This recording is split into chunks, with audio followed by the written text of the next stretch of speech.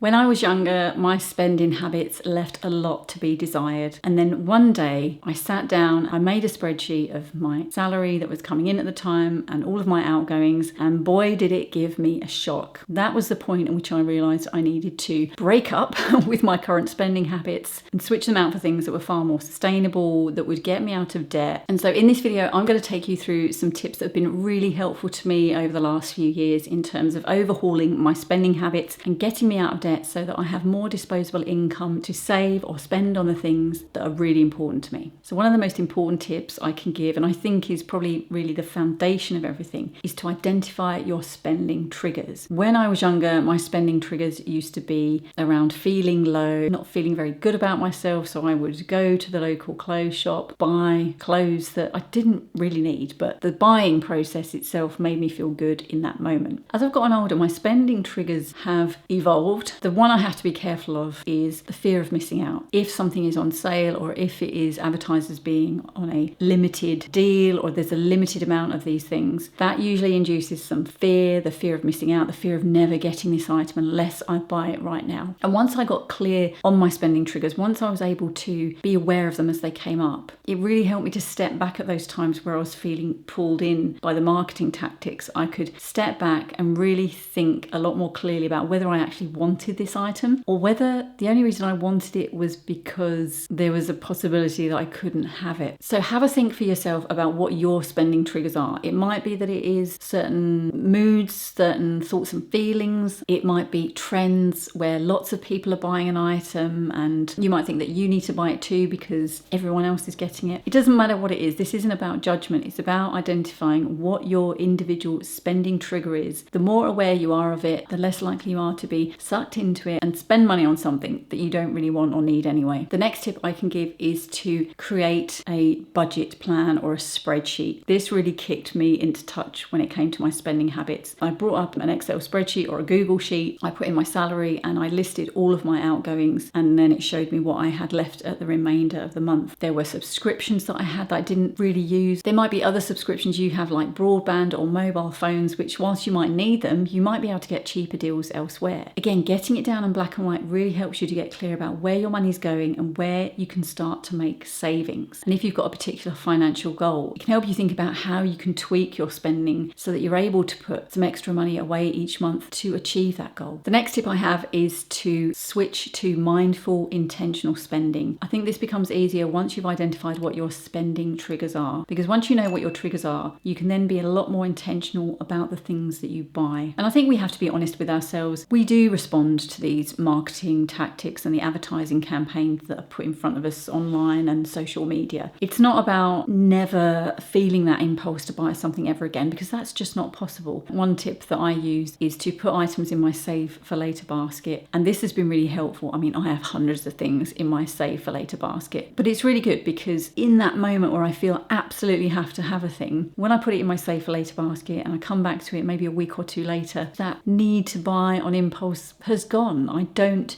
need this thing as much as I thought. And even if I do still want the thing, I know that I can afford to wait. I don't need it straight away. I can buy it at a time when I've got more available money. The next tip is to set yourself some financial goals. When I was in debt, I didn't have any financial goals. I don't even know if I had any goals to get out of debt. But once I looked at my budget and I got to a point where I was just fed up of being in debt all the time, that was my goal, was to get out of debt and then start saving. And once you've done your budget planner, once you know exactly what your expenses are that are coming out each month, you can think about what you want your financial goal to be and then have a look at tweaking your current expenses to try to help you reach that financial goal. And I think having a goal is really important because that is what is going to keep you motivated to avoid spending on things that you don't need, to rein in those impulses, because what you can do is when you feel those temptations, you can think to yourself, well, if I spend my money on this, I'm not going to have enough money to put away for the financial goal goal that I've got. I'm not necessarily saying that you're going to get it right all the time. We all muck up. We're all human. Don't beat yourself up